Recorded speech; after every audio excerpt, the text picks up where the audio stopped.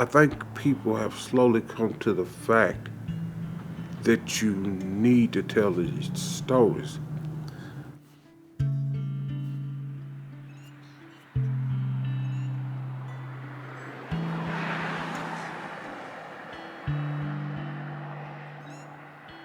I always promised Miss Maddie. She said, if I give you this Bible, you got to promise me you'll tell this story.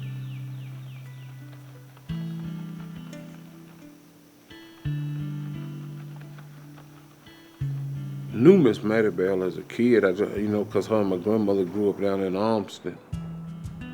And Miss Maddie Bell got sick. They thought she was going to die. And they sold her house, they sold her car, they sold her furniture. All they didn't sell was her books and papers and pictures and stuff like that. They boxed that up. After she pulled through, they got her house up on 6th Street up on this, and wasn't no more than a block from us, so they had these boxes, some pictures and stuff, like personal stuff. I was helping them put books up, and in this one box was this Bible, and it just fell to this page. And it had these 4 men that got killed on the same day. And I said, Miss Maddie Bell, what happened to them?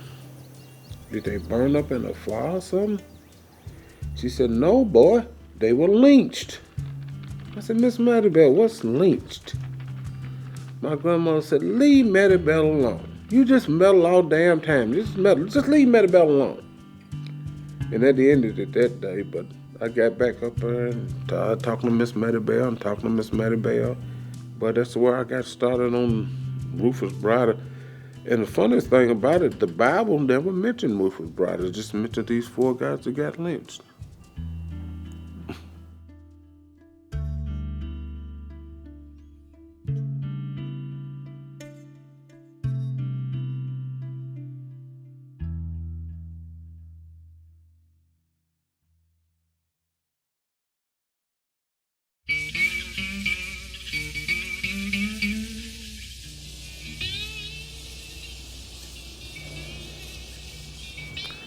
Rufus Bryder was a young man who was born down in Armstead to Fletcher Bryder.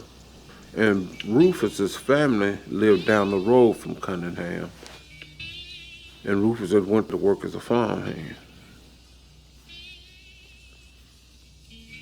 Now, Cunningham didn't own the farm. He was just the overseer of the farm. The farm belonged to Dr. Jesse Russell. Cunningham's wife's family owned some of Rufus's family joined slavery. Bryder worked for Cunningham for about a year until one day they got in an argument over wages. When slavery ended, 1865, 1866, for a lot of the ex-slaves, many of them stayed in the very same communities. Again, that was home for them, where they had been slaves. And so that meant, in most of these instances, working out relationships with the very people who had owned them. That was a real fear and a real problem after the Civil War, or perceived to be a potential problem, was controlling black labor. How can we extract that labor when they're free and they're not forced to work for us?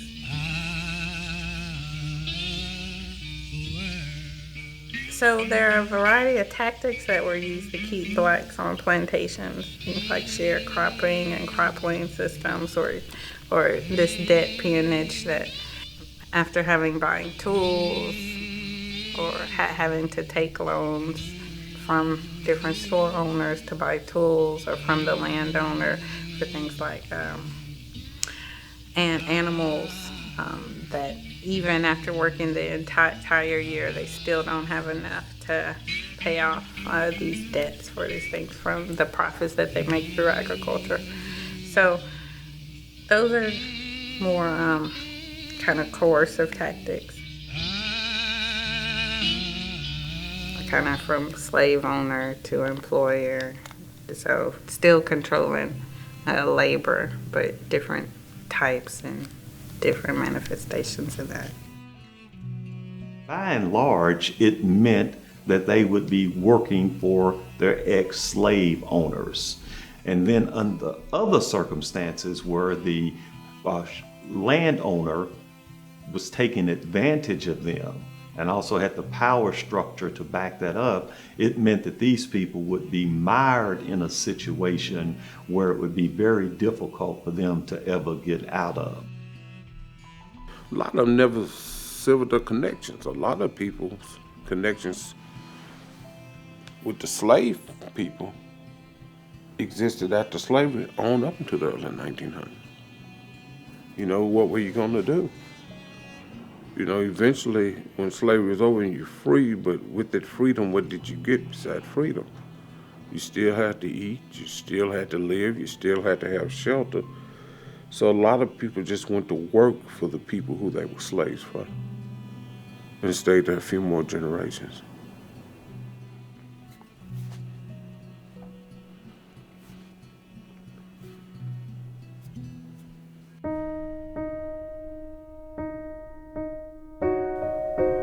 This has always been my home.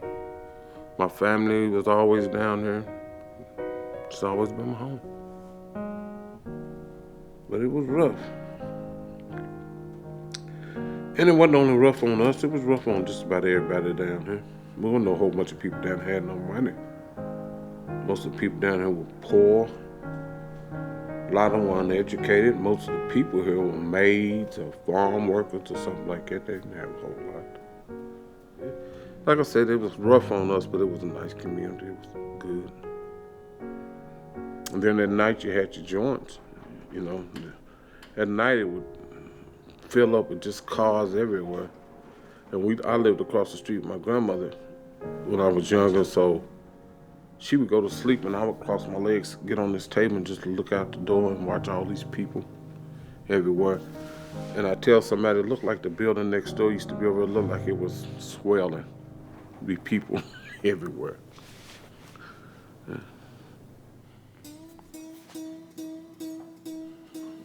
Yeah. I'm kind of embarrassed, but it was so funny. One night, the guy, he had hired me and this guy to work the door right here at a little like a disco. Because back in the late 70s and early 80s, you had these discos. So he hired us to work the door. He gave us $25 in ones. And we was working the door and people coming in. Well, I knew I couldn't count, but I was thinking that the other guy he hired could count, so it would cover for me not being able to count. And people coming in, oh, it was crowded, people everywhere. The place was full. So he come and asked for the money. I think we gave him about $20. He said, "Where's the money at?" And we looked at each other, and this guy had come told him, I didn't realize till years later that the guy had come told him that we couldn't count. We were giving away, people giving us 20, and we giving them $30 and stuff. And he looked at us, he said, "Y'all can't count. So that means you can't read. What the hell is going on here?" And after it was over, I was feeling so bad. I guess he tried to cheer me up. He said, "Well, if you can't read, you can learn how to read." He gave me a book, and I ain't never forgot it. It was called The Spook Who Sat by the Door, in a dictionary. And he said, "Take this and read it, and what you don't understand, you can holler at me about." The guy who owned the building found out about it, and I guess they just figured that I worked good enough cleaning up and doing around that they keep me and let me work and learn as I go. And I would just sit back in the kitchen with a dictionary and read. So I kind of taught myself how to read. I like history, so I read about history, government, law. Pretty much all I read, history, government, and law.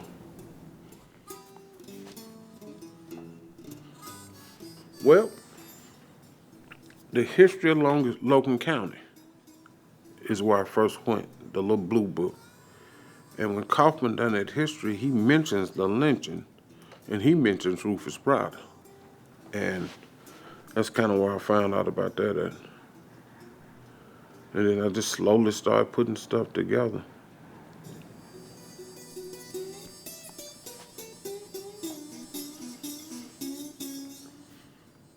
There were sharecroppers, but I don't think Rufus them were necessarily sharecroppers, as they were day laborers. And the day laborer would go work for a certain person in the daytime and get paid a certain amount.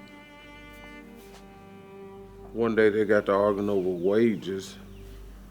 Rufus wanted to get off, he said, to go to Allensville, which was probably 10, 12 miles from where the farm was, to get some medicine for his wife. And Cunningham at first told him it was all right, but then he came back later on and told him he wanted to work till 5. Rufus told him if he waited till 5, he'd miss the train to get to Allensville.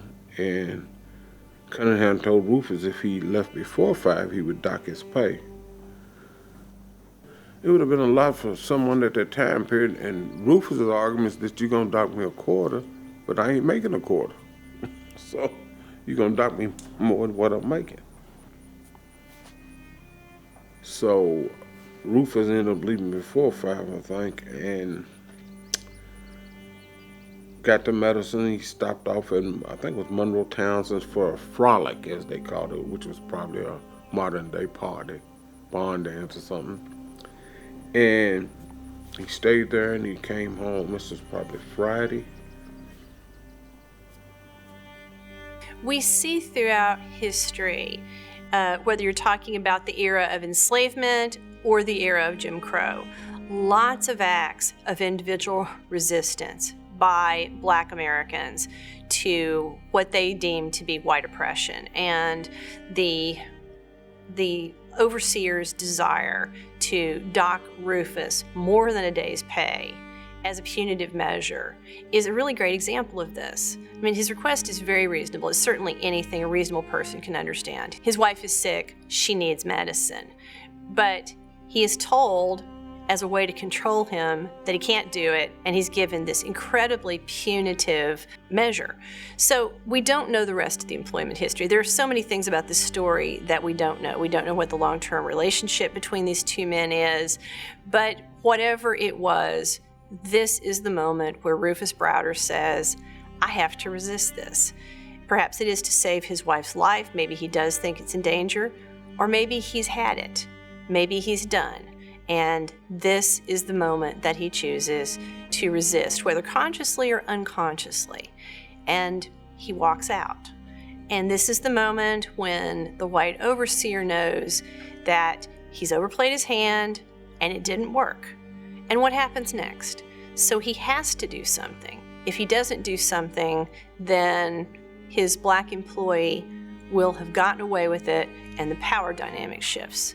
So that's really what's at stake here. And that's what's at stake in many situations where it escalates to violence. The idea that resistance leads to another action.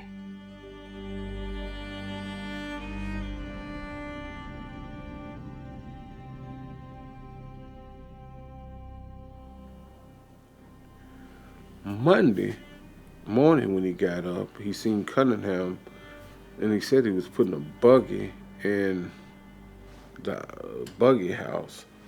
And he went out and talked to Cunningham. What exactly went on, nobody really knows. Browder's the only one to live to tell about it, and he said Cunningham had told him that if his wife wasn't sick, he would put him off the farm. Then Cunningham asked Rufus, do you know where he's staying? And I think Rufus said, yeah, you owe me about 50 cents or a quarter or something like that. He said, yeah, that's right. And then that was the end of it.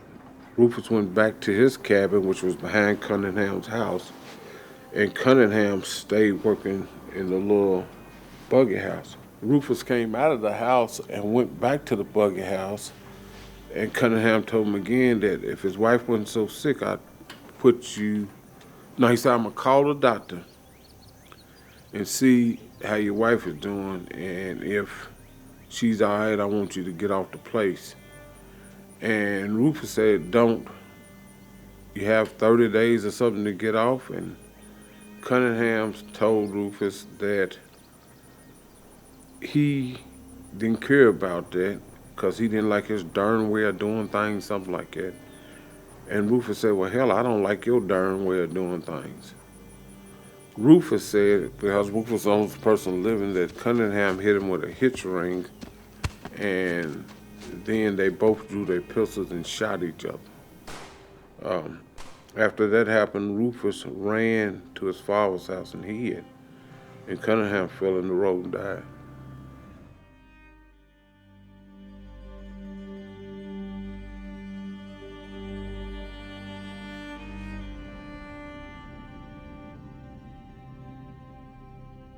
There comes a point where a person can say, enough, that this is unfair.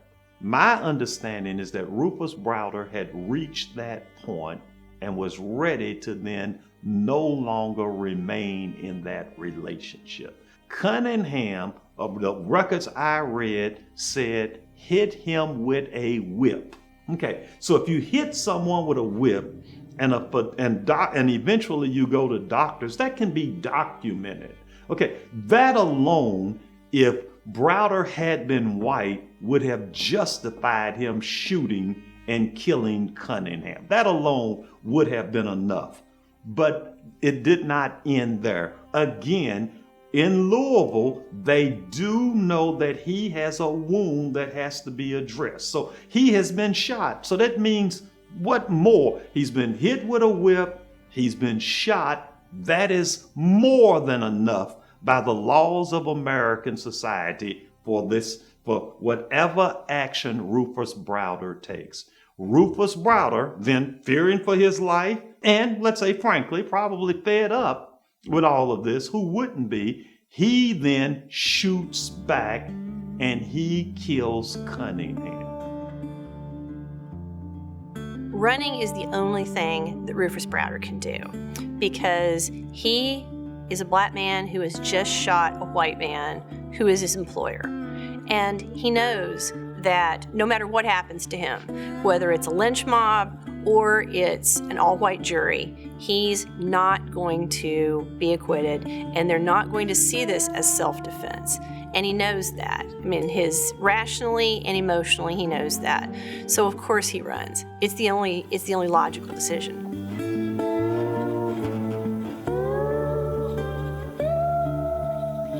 This is Armstrong, Kentucky, southern part of Kentucky, in 1908.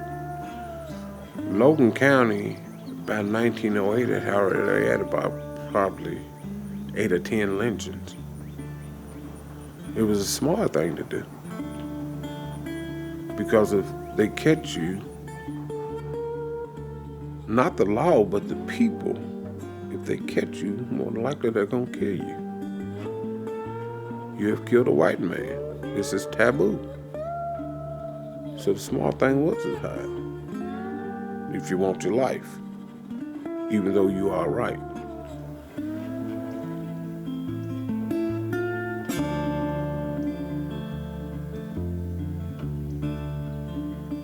The neighborhoods all start coming to Cunningham's house. Once they find out what had went on, they start forming little groups and posses to go out and look for Rufus, to arrest him. I think Judge Edwards got the call about 6 or 6:30 that morning. Then he called Sheriff Tom Ray, and Ray called his deputy O'Connell, and they took a train down to Allensville, and then from Allensville they rented a buggy and they went to the Cunningham's house. When they got there, they found out about the murder and what all had happened, and that there were people out looking for Rufus. Rufus Browder had to understand the racial dynamics of that day, and he has now killed this man. And that alone causes him a problem. And so I can understand his fleeing, because he realizes he's now put himself and great risk. But I think his fleeing does not mean, and I would think most, at least African Americans back then, would have understood his fleeing does not mean that he's guilty. Again, there are two things that would document that something had happened. Cunningham could not have shot him after he was already dead in that regard, and the hitting him with the whip. It would be very difficult to hit him with the whip after he's been shot. So it shows that Cunningham was involved in that regard, even if you somehow concocted it to say where Browder had been the aggressor in that regard. But it still would have meant they had a confrontation, and when something like that happens, at the very least, surely that's self-defense, justifiable homicide, or something other than just plain murder.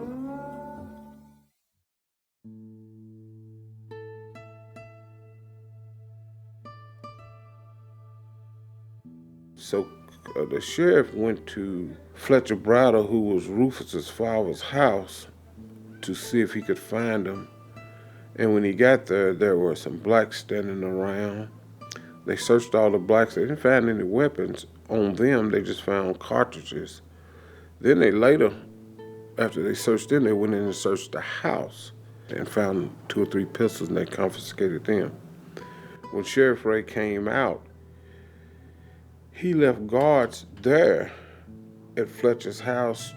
So he left and he went, I think he went toward they call it John Paul's store or something like that. And he was planning on getting some lunch. Before he got there, though, he stopped at this creek. And at this creek, these men started coming up in squads, 4 or 5 armed men in each squad. And Fletcher walked up, and him and Fletcher had a talk, and he told Fletcher that he needed to get Rufus to turn himself in. Fletcher told him that Rufus had went to Tennessee, and sure, it'd be the next day before he could get his hands on him. And Fletcher told him that he was worried that all these armed men would harm his son. And Sheriff Ray, he told him he would guarantee that he would protect them. And he also told the armed men that if they didn't bother Rufus, he could probably get him arrested, and that if they did try to harm him, he would probably let him go. He wants to find him first because he knows that once one of those vigilante groups gets hold of him, then he has absolutely no chance. And there will be no due process of law. There will be no trial. There will be nothing but a murder, but a lynching.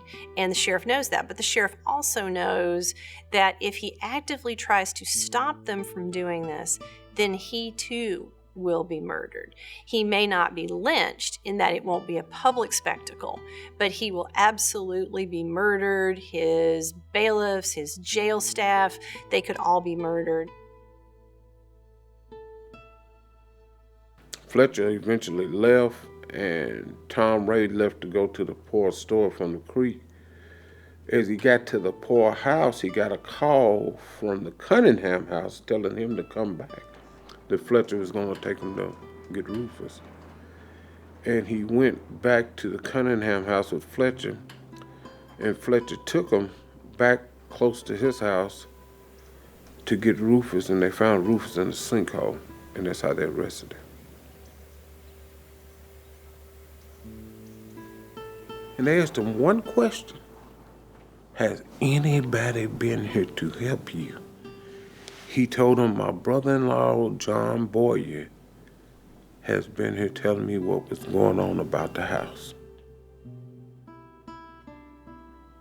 And that's very important when you look at what ended up happening later.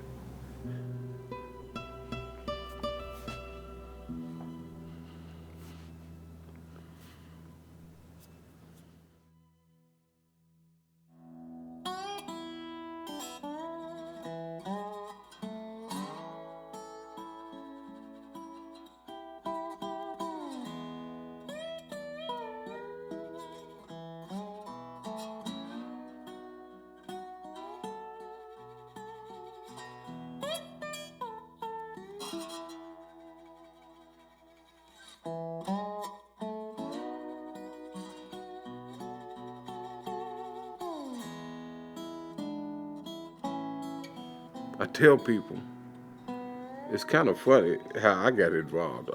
I got to argue with two preachers about this place. We were over across at the KP under the tree, and we had a conversation. They told me my place was the cause of all the drug problems in this area. And I explained to them that my place wasn't the cause of it. It was those kids outside of the place, and that I could not enforce or stop them from selling drugs because I wasn't an officer of the law. I was a business owner in the community. It wasn't right to try to force me to stop them when I didn't have that authority. So we got to arguing, and I told them I was going to close up, and I locked it up. And I went home, dumb me, forgot that that's how I made my living.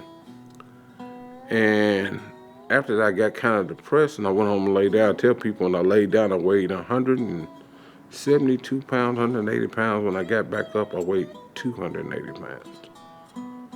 And this guy who actually ran this, he was the guy that I came to work here under when I was a teenager. He came to the house one day. He said, they're trying to start a black museum here, and they want you to help them. Because I had collected all this stuff about the neighborhood and stuff, people had gave me a lot of stuff. Plus, I love history, and I've done a lot, studied black history. I had wrote articles for the paper about black history, so they asked me to be involved. And he said, well, they said they want you to help them. And they're going to have a meeting at the church across the street Thursday, and I want you to go. Well, this was probably a Monday, Tuesday. So he came Thursday morning. He said, they're having their meeting. I said, I want you to go. I said, man, I don't want to be bothered with that. 4:30 maybe that evening, 4 o'clock he came to the house, and I was in the bed. He said, hey, man, I told you they're having their meeting. I said, I don't feel. He said, you get your ass up out of that damn bed. I'm tired of this. You've been in this bed for 2 years. Get on up. Get your shower. We going to this meeting. So I got mad, but I got up, took a shower, went over to the meeting. And they were talking about establishing this museum. They were asking me these questions. I got to answer them. And that's how I got involved with the museum. Most of this stuff just fell into my lap. I have never looked for it. I was at fishing somewhere down in Muhlenberg County, and we was on our way home, and one of my partners, we stopped at the mall. He wanted to buy him some shoes or something. And I always go in the bookstore. I'm at a mall, so I go in this bookstore. I don't realize he came in the bookstore, but he see his book, and he's looking at it, and he's reading it, and it's mentioned in Russellville and Logan County. So he said, hey, man, I'm buying this book for your birthday. I said, oh, that's cool. So I get the book. On the way home, I'm reading it. It's got the whole bio on Robert Young Thomas, who was the prosecutor in the Rufus Brothers case.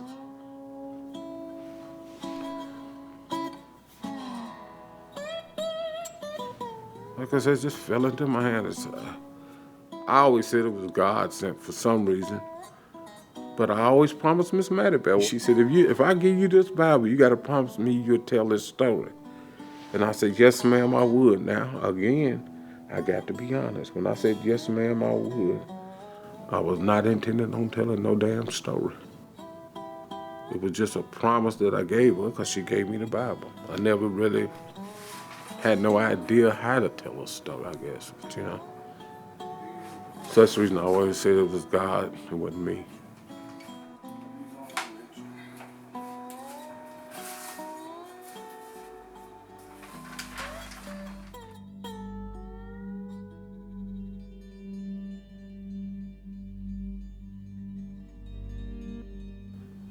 When they get to the jail, they call a doctor, Dr. Madison Adderson. And Dr. Adderson comes and he checks Rufus's wound. He cleans it off and everything, and then he put a plaster Paris, which is the dressing you would put on a gunshot wound, on it. He later testified that he wasn't shot. Well, if he wasn't shot, why dress it for a wound? He's put in jail. This is about 6:30.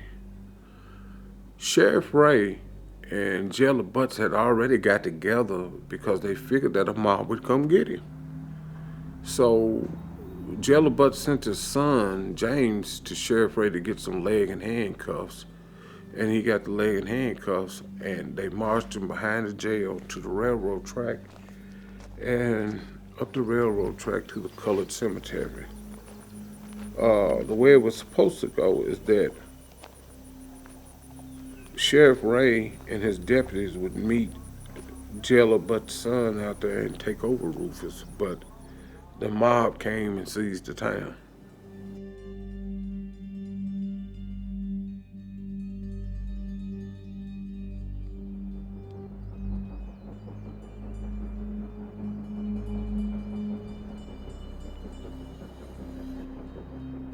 In Tom Ray's testimony, Tom Ray tells the court that the night of the murder of Cunningham, John Jones came to town on a train and told him he came to town on a train with 4 men who were coming to lynch Rufus.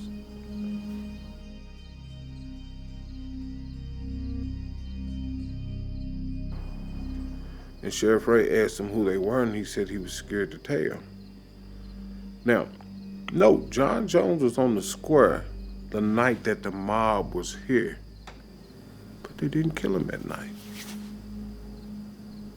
They waited until he was arrested and killed him a week or two later.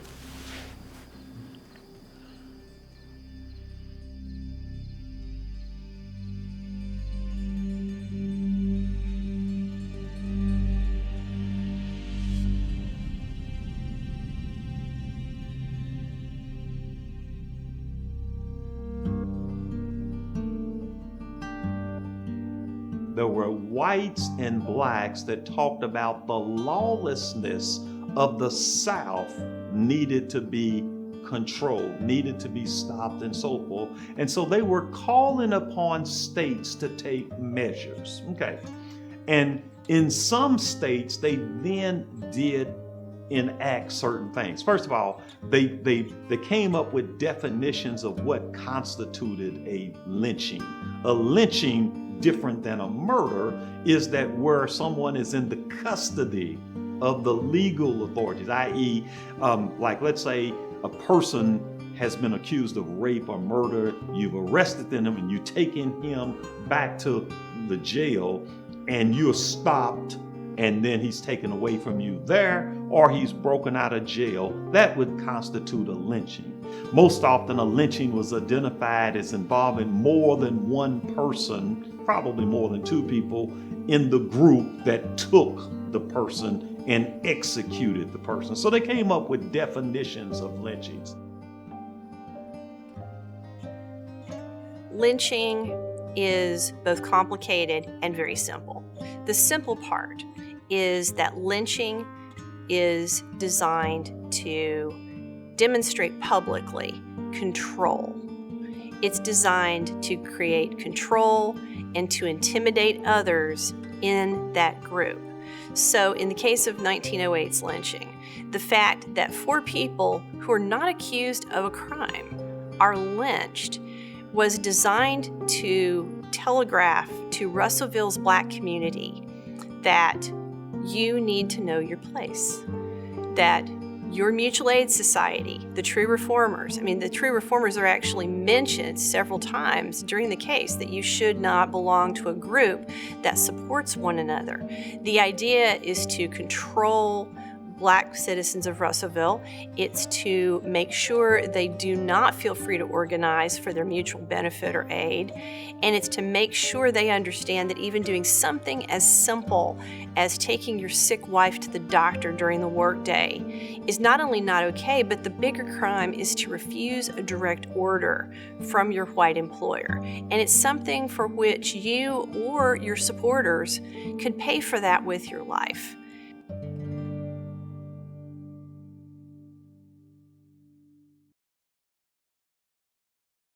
Well, they came in and they took over the town. They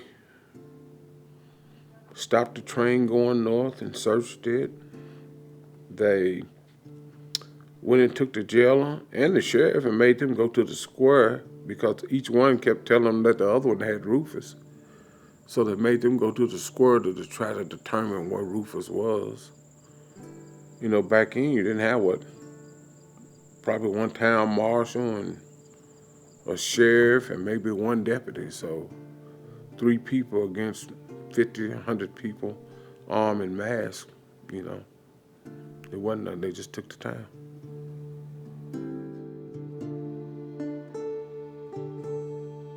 To be fair, there are instances in Kentucky and elsewhere of when the person was in the custody of the legal authorities, that there were some instances of sheriffs and others saying that they were not going to allow that person to be turned over to the mob. So here in Kentucky, there are instances of where they stood up to the mob and fought them off. There are instances of where white jailers were actually shot and killed and the mob overpowered them. So there are whites who also were opposed to some of the lynchings that took place. Well, they went to the jail and they asked him was Rufus there, and he told them no, that he turned them over to Sheriff Ray. They went and got Sheriff Ray and they said, "Where's Rufus? We want him, we come to get him." He said, "I left him with the jail."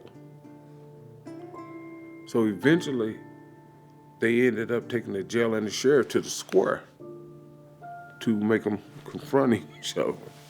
And they still didn't get nothing out of them. They threatened to hurt them and everything, but they didn't get nothing out of them. And I've always said that I believe that Sheriff Ray had promised Fletcher that he would save his life, and he was trying to keep that promise. Spent the whole night at the cemetery. The mob ran around town. They went to the black sections of town and everywhere looking for Rufus. They never found him. The next morning, about 7:30, 8 o'clock, Deputy O'Connell put Rufus on the train and they shipped him to Bowling Green. Rufus Browder's story and the case in Russellville in 1908 is extraordinarily complicated, and there aren't too many like it. What's more normative is that a lynch mob forms and they go rushing out to a jail and they pull somebody out of the jail and they lynch them. And it becomes a big public spectacle, but it happens fast. Or you go to someone's house and you pull them out of their home and you lynch them. But it's more immediate. But what this shows you is that vigilantism can also be served cold. It doesn't have to be served red hot. It can be seen, in this case, he's murdered his white employer. He claims self-defense. But everything about white control in Russellville and white supremacy is on the line if Rufus Browder goes free. So from the perspective of the vigilantes who follow him and he has to be moved from place to place, that shows how deeply serious this is in their view. No matter what a jury says or does, he cannot be allowed to live because his continued existence is an act of resistance, and they cannot allow that.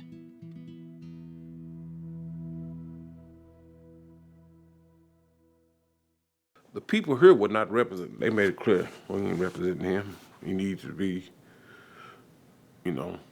killed. He's wrong. We didn't have no business killing him coming there. But the first teacher at Armstead was a guy named William L. Turner. He was a pastor and he was a teacher. But Turner was also big in the state Republican Party. So Turner, as being big in the state Republican Party, knew James C. Sims, who was probably one of Kentucky's most noted defense attorneys for that time, but who was also a Republican. So Turner recommended that Fletcher go see James C. Sims. And Fletcher went to see Sims and eventually Hardin. It would would be very difficult for a black person to get a lawyer if they were accused of shooting a white person at that time. There is no right to counsel in 1908 anywhere in the United States. So people sometimes had to defend themselves even on a capital murder charge without counsel. And that doesn't change until the 1930s as far as capital crimes. It doesn't become law for 50 states until 1963 in the case of Gideon versus Wainwright. So it's very possible that someone who had done something that created a great public outcry would not be able to find legal counsel in their area. In fact, it's very surprising that this person who's accused of murder was able to get counsel even from a neighboring city like Bowling Green.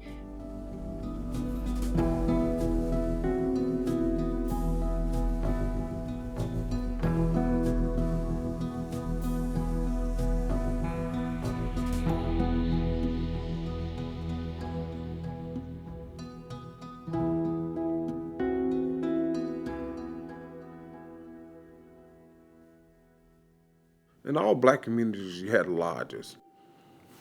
After the Civil War, it was hard to bury black people.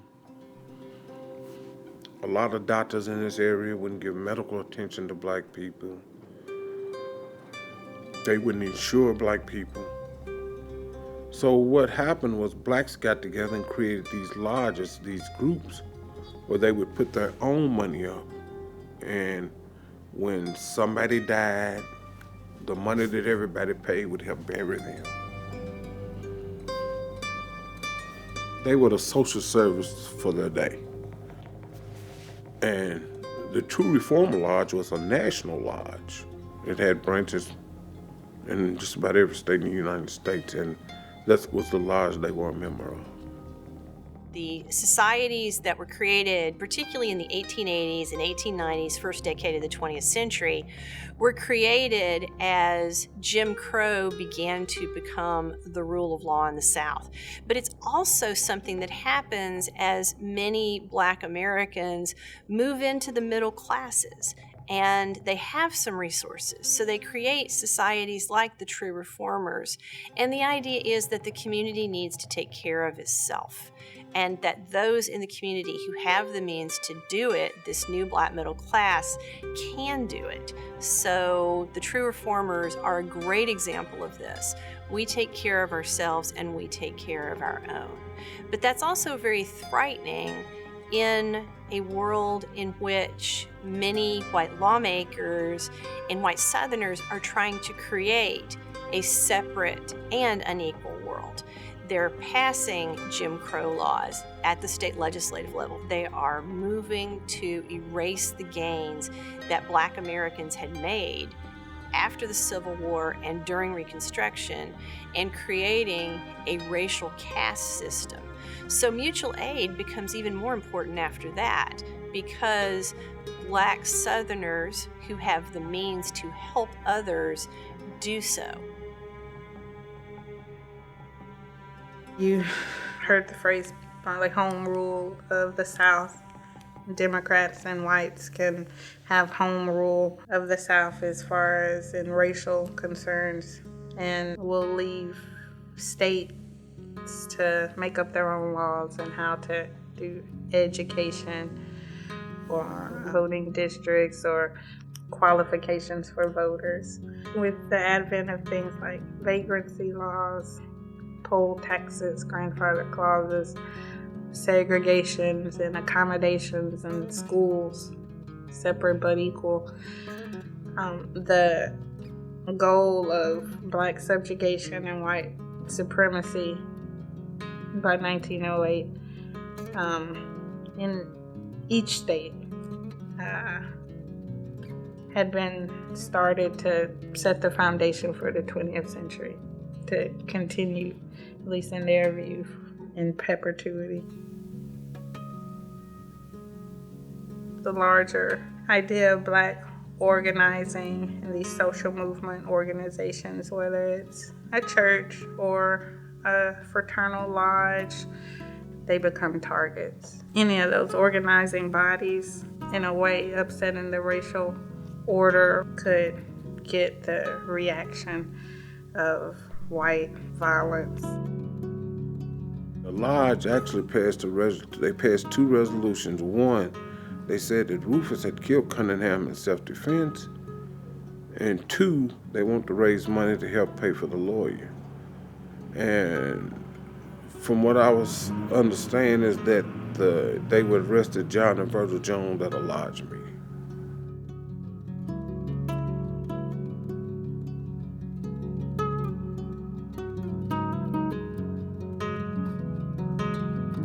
They were arrested for threatening Lawson, number 1, and I want to say hindering the peace or something. I never did understand what that was.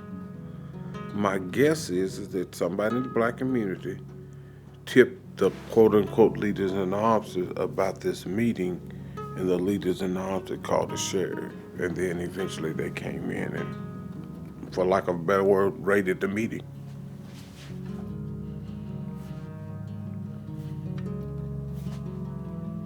And Joe Riley, he was down here getting drunk at a, what they call them, a blind tiger. They used to call the bootlegger joints back then. And he had come out of one of the joints and shot a pistol in there.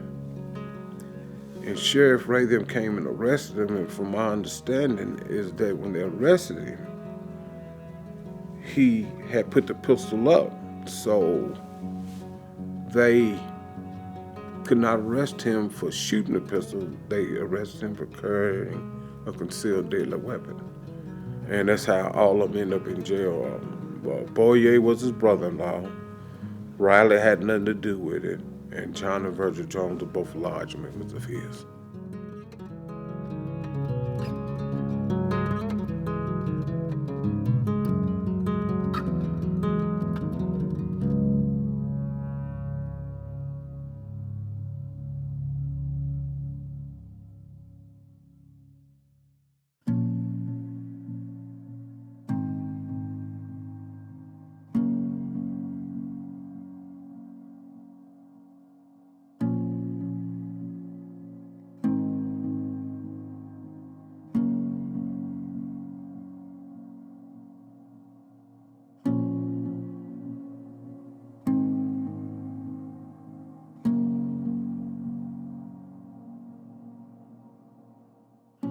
Judge Sandage and John Rhodes and James C. Sims had all known each other because I want to say Sims and Rhodes both was down here on the Guy Lyons case, which was a rape case a few years before that. So they knew each other. And Sims had sent John Rhodes down here to try to get information and work on the case. And John had went to the courthouse, and Judge Sandage had left word for him to meet him at the bank. And when he got to the bank, he told Rhodes, he said, "You know, John," he said, "you and James have a thriving and booming practice here in Logan County." He said, "and this Brothers thing can cause a lot of problems." He said, "Why don't y'all let me appoint him an attorney that will make sure that the forms of laws are followed? Everybody knows he's guilty, and because of that, he'll be given a fair trial and things will be done that should happen," or something like that. And John Rhodes told him, said, "Well, Judge, I can't make that decision because I'm a junior partner in the firm." He said, "Would you allow me to use your phone and call my partner?" And he called James C. Sims in Bowling Green. And Judge Sims said to John Rhodes, he said, "John, does our shingles still hang out?" And it took me 2 years to figure out what the hell he was talking about. But in those days, if you were a lawyer, you had a piece of wood or something that hung out in front of your building, denoting that you were an attorney and that you would represent people. And John Rhodes answered him and said, "Yes, it does." He said, "Well, this boy's father has paid us, and we're going to give him the best representation possible." And they did. They really did. Rhodes got back on the train and went back to Bowling Green, and the next morning, it was in all the newspapers about the lynching.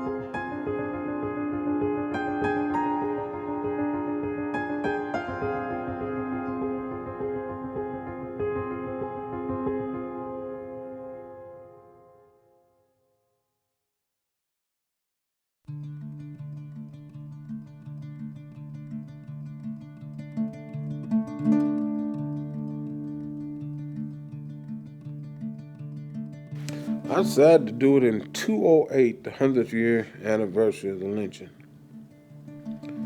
It was so funny. Man, when I said that thing at that board meeting, you could have heard a rat piss on cotton. They wanted no parts of that. But they didn't want to tell me no. So what they done, they said, you can do it, but we don't have the money to pay for it. And I went to one of the guys who got lynched, grandson. I said, if you put up some money, I'll put up some money. We eventually got together.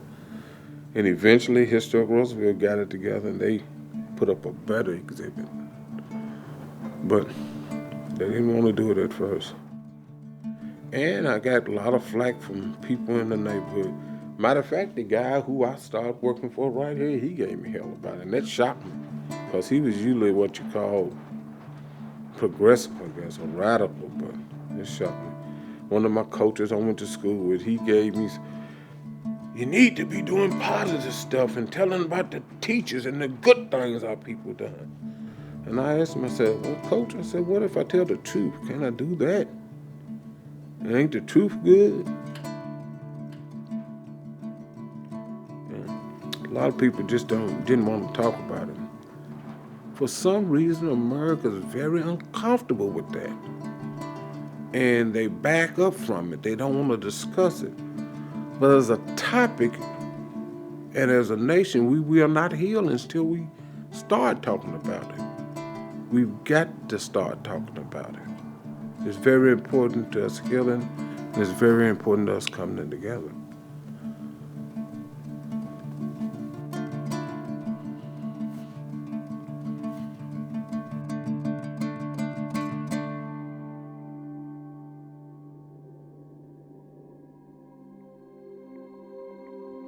Because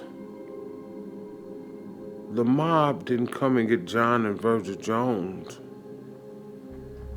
immediately, in my mind, the people let their guard down. They waited a week or so. And at night, people started coming into town. And eventually a mob formed and went to the jail.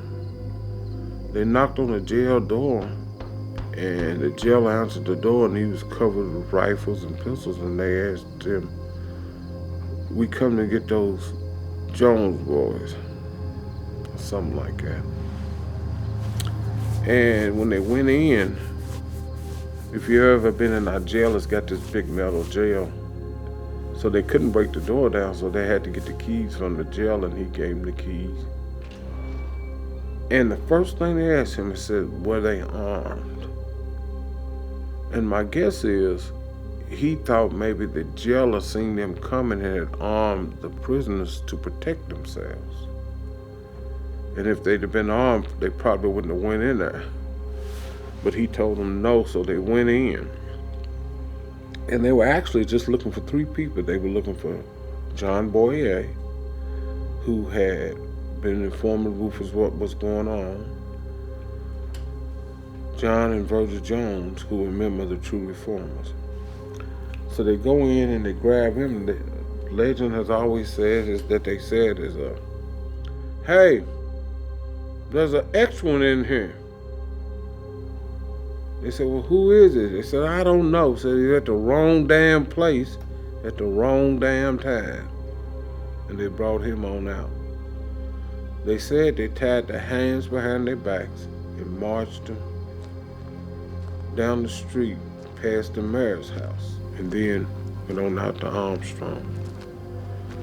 There was a black man in the woods that I've never been able to identify. They only make reference to him in the newspapers. But he was back in the woods and he witnessed it all. And when they got him out there, they said they lynched one and made everybody else look. Then they lynched the next one and made the other two look. Then they lynched the third one and made the last man look. And the last man was to be Virgil Jones. And they said Virgil broke away and started fighting. Eventually, a guy was supposed to hit him in the head with a rifle and knocked him down. And they were supposed to throw the rope around his neck, drug him back up to where they lynched the other guys, and put him on the street. The amazing thing was they put a typed, written note around his neck. They said, let this be a warning to you niggers to let white folk alone. Or you'll go the same damn way. Your lodges and your halls better shut up and quit.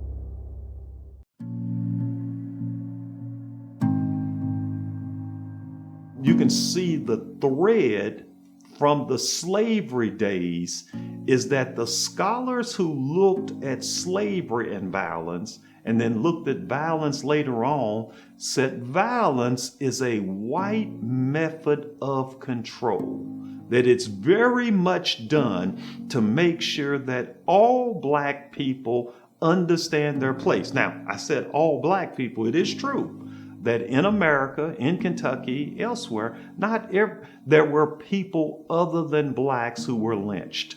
There were people who were Native Americans lynched in some places, depending on if they had a population there. There were Mexican Americans, there were immigrants coming to America, and of course there were white Americans who were lynched.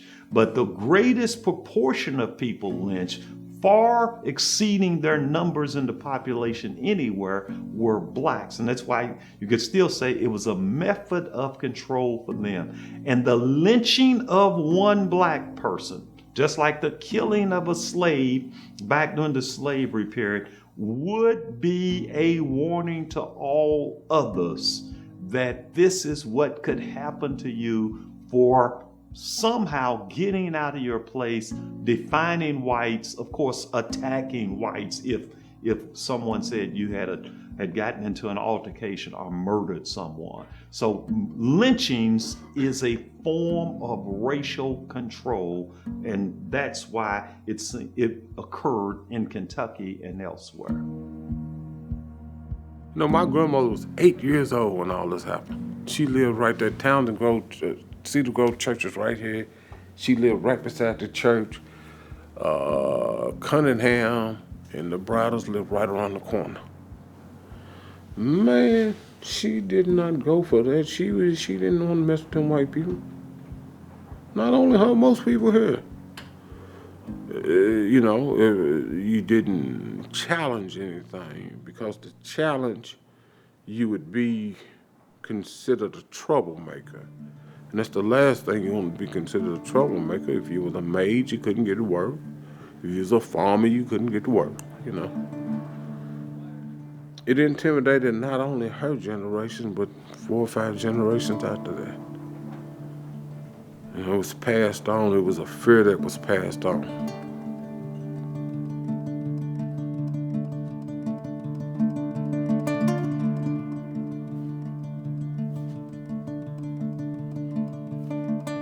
That morning, David B. Estes, who was a Confederate veteran, was said to have been taking his cows out the pasture and discovered the bodies. And he got in touch with the officials, and eventually people started coming from everywhere to view him on the tree. About probably 8 or 9 o'clock that morning, Judge Edwards ordered the bodies cut down. They were taken in front of the Logan County Courthouse and laid out, and a coroner's inquest was held over the bodies. The coroner said that they died by parties unknown.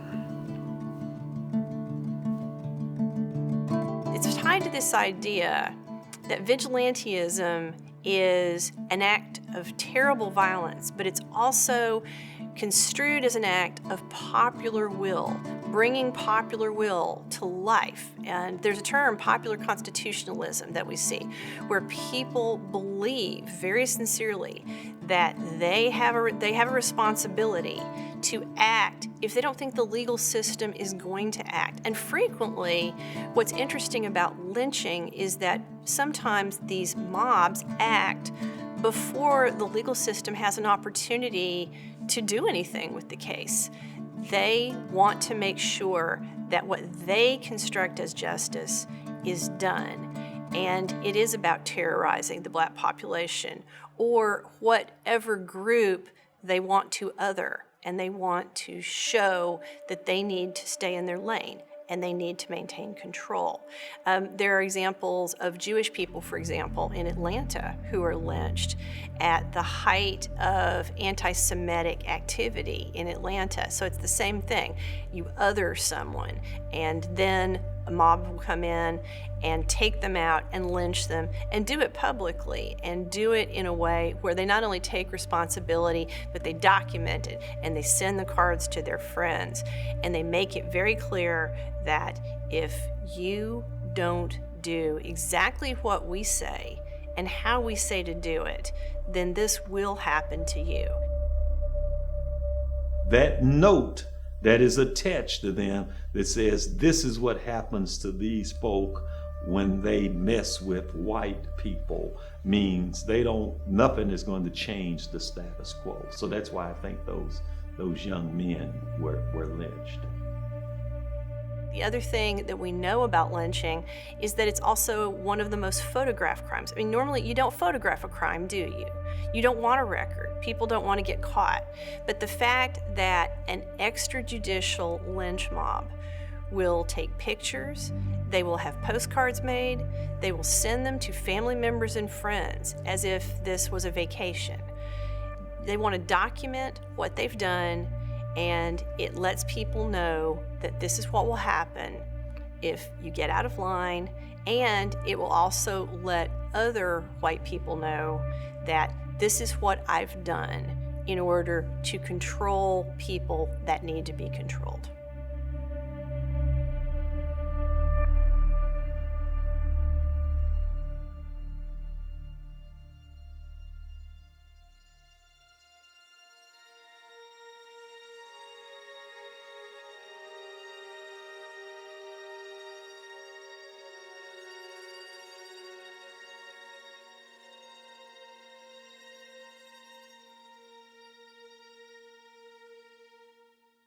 I was at home to sleep the other day, and my brother let this young girl back in, and she hit me on the head.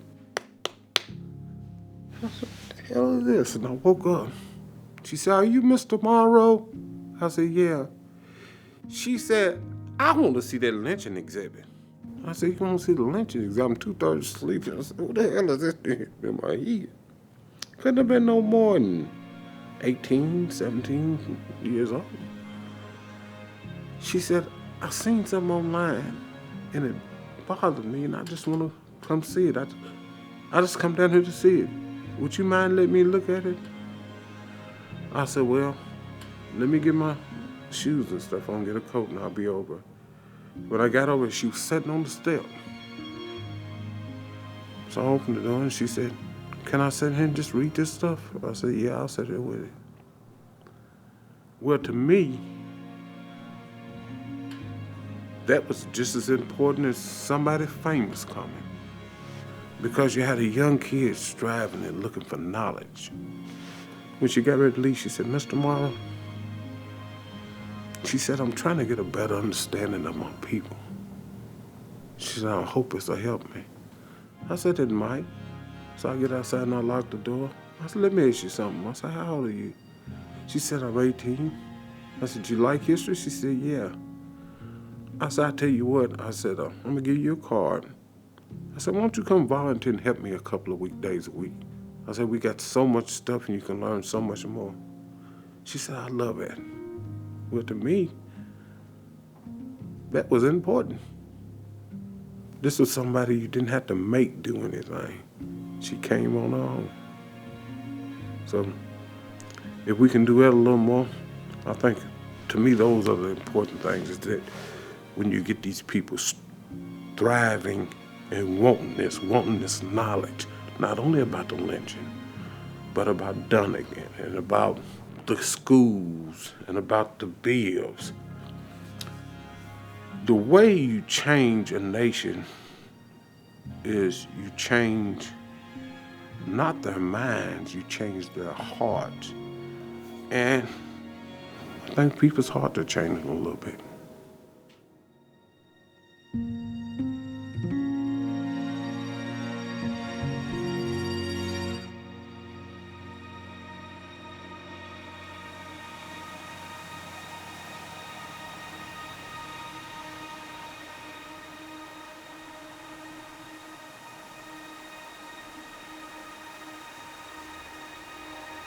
The next thing to come was the trial for Rufus.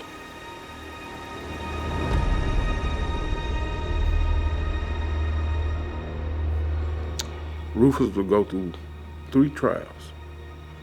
The first trial, I want to say, was maybe September 1908. And the first trial was a hung jury. But however it was, the one who hung the jury up, one of them was run out of town, they said. The next trial was probably October, November, a little later, and he was given a death penalty. So in a real sense, it looks as if Kentucky is abiding by the law. But I would say, but the whole premise of having a trial for Rufus Browder is not consistent with what would have happened if Rufus Browder had been a white man, a white sharecropper involved in that. That it would have, by the time the grand jury looked at that, the grand jury would have come back and said, that's justifiable homicide. Or let's say if there had in fact been a trial, it's hard to conceive of a white man in the same situation as Rufus Browder being sentenced to death in that kind of situation. It's just doesn't, the Kentucky records don't bear out white people being put to death like he was sentenced to death. His lawyers, Judge Sims and John Rose, filed a special appeal to the State Court of Appeals, asking them to meet in special session to save his life. They came back and met in special session, and they granted Rufus a change of venue and sent the case to Simpson County. But they also said one more thing, that they wanted him x-rayed.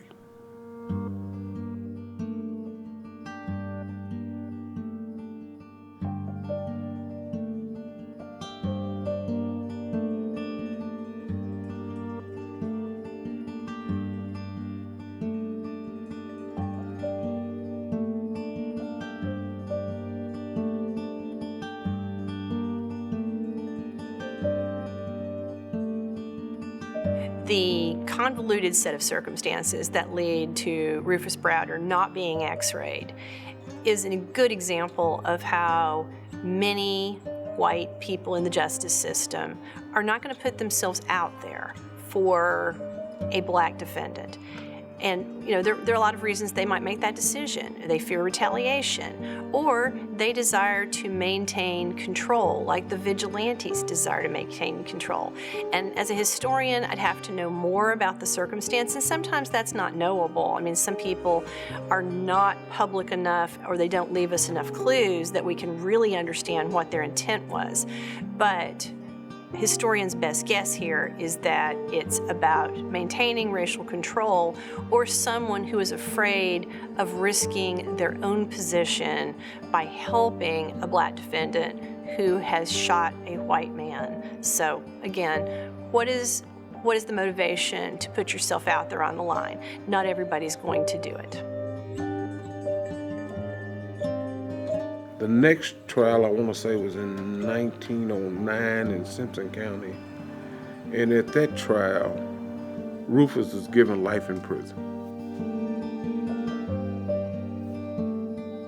His lawyers, John Rhodes and J.C. Sims, felt that the best thing to do was let the verdict stand and appeal to Governor Wilson to issue a pardon. And they felt the best way to do that was to do it when Wilson was getting ready to come out of office. And they felt they had to do it then because Wilson understood the circumstances better than any other governor would. One could say it was unusual, and I think the fact that those 4 young men had been lynched led to so much attention being focused on it, led to him having a trial, and then another trial, and then yet another one.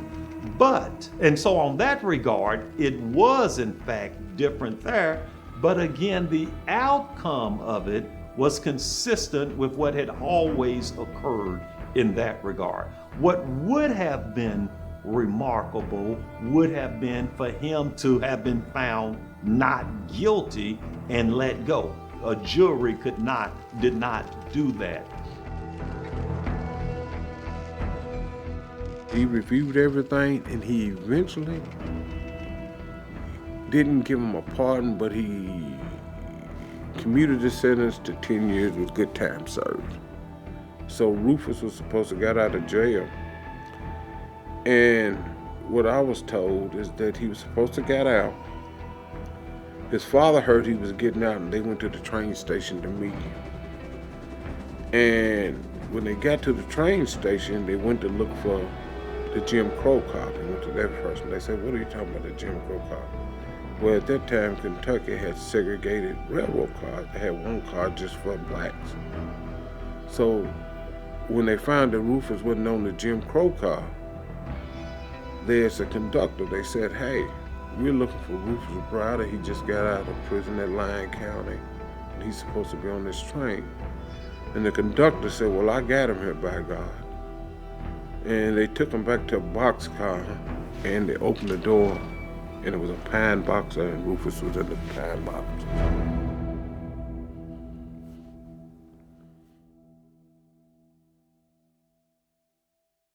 His death certificate said that he died of tuberculosis, but nobody in the family never heard of it. They assumed that he was coming home alive, but when he got home, he was dead. He was buried out to the Cedar Grove Church.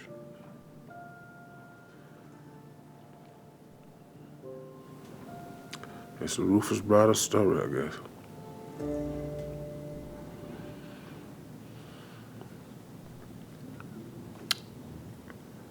That's it.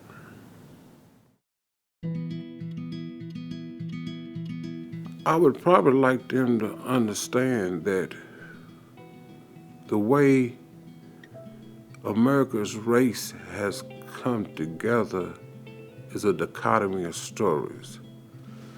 That it's just not one story. that you can't take no one fixed story about slavery or no one fixed story about lynching or no one fixed story about segregation and make it all the stories.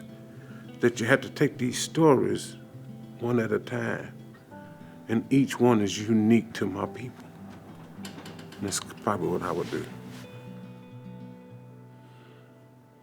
I hope they thrive. I hope we get more people in. I hope they help educate the community and the state and the nation.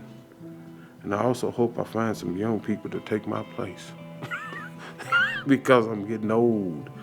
And it's important that it keeps on. And the only way anything can survive is that you bring young blood into it. So. By the 1920s, okay?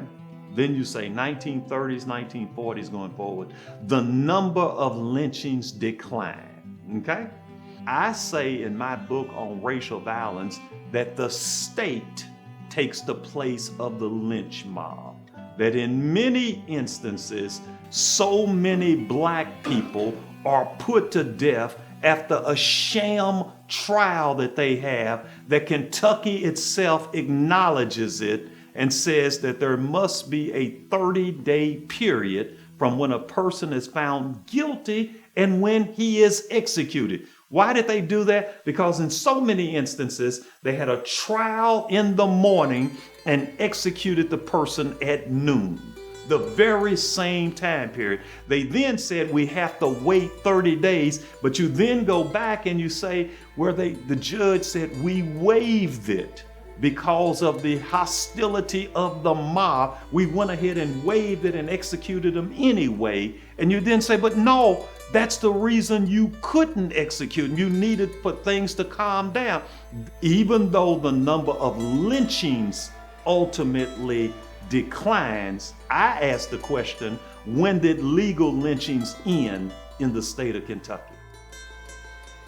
So there were pressures put on in the 1920s, but legal lynchings replaced these other lynchings that had occurred.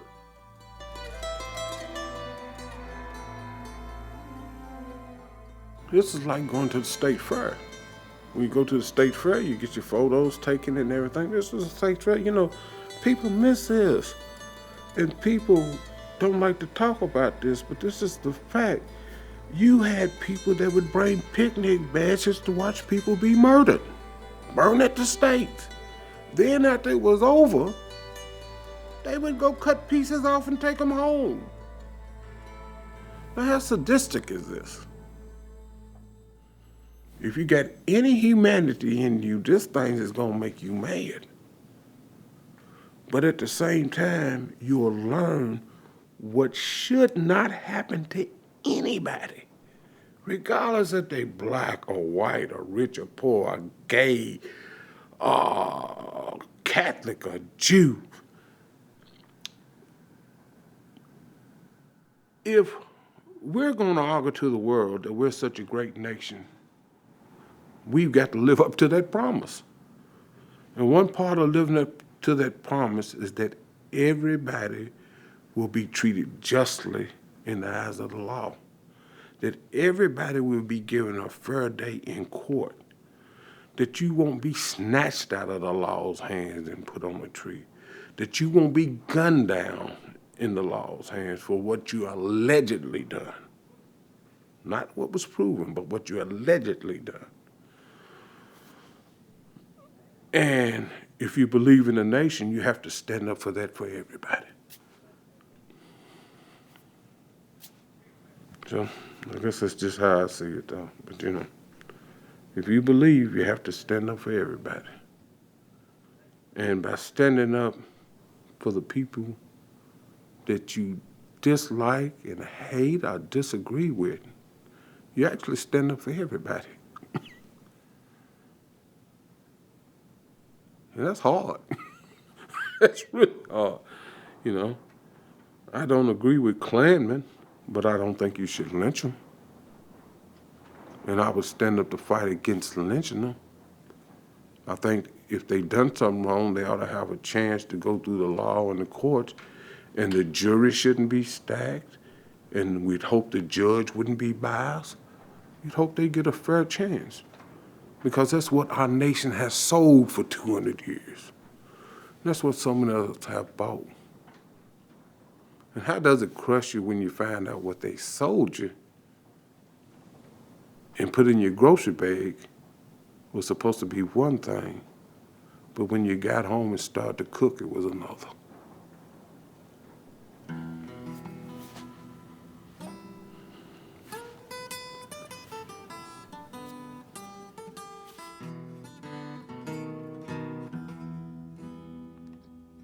Death don't have no mercy in this land.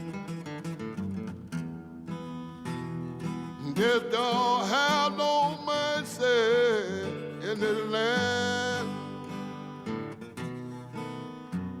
He'll come to your house and he won't stay long. You look in the bed and somebody'll be gone.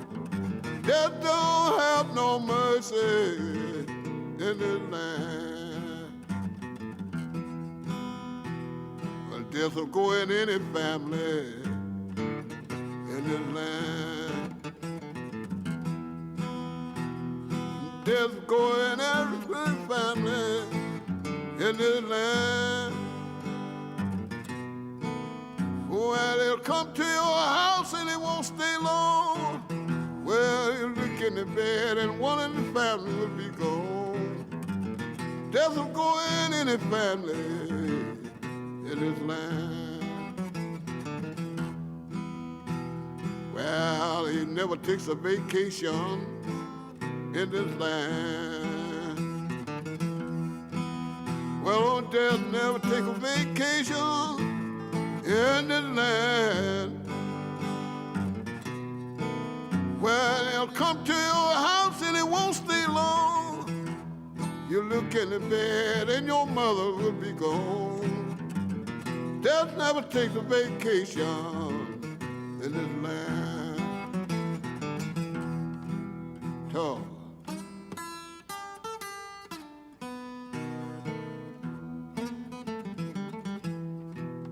Great God.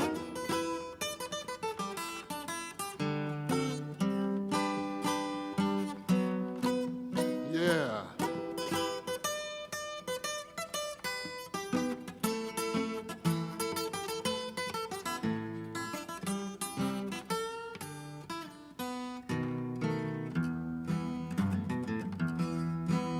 Well, they leave you standing and crying in this land. Well, death will leave you standing and crying in this land.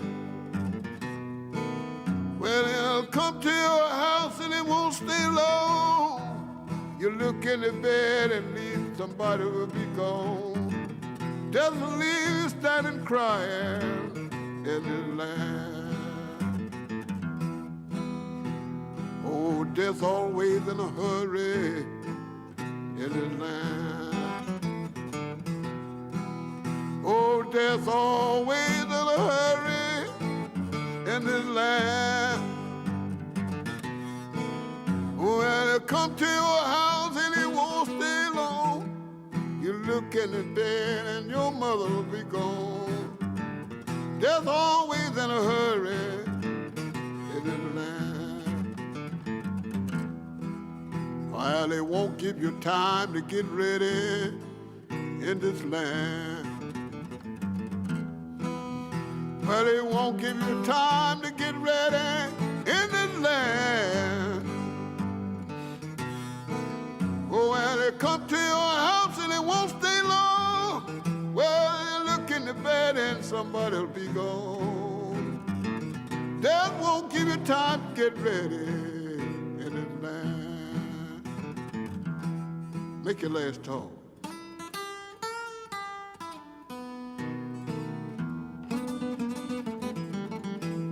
Talk to me then.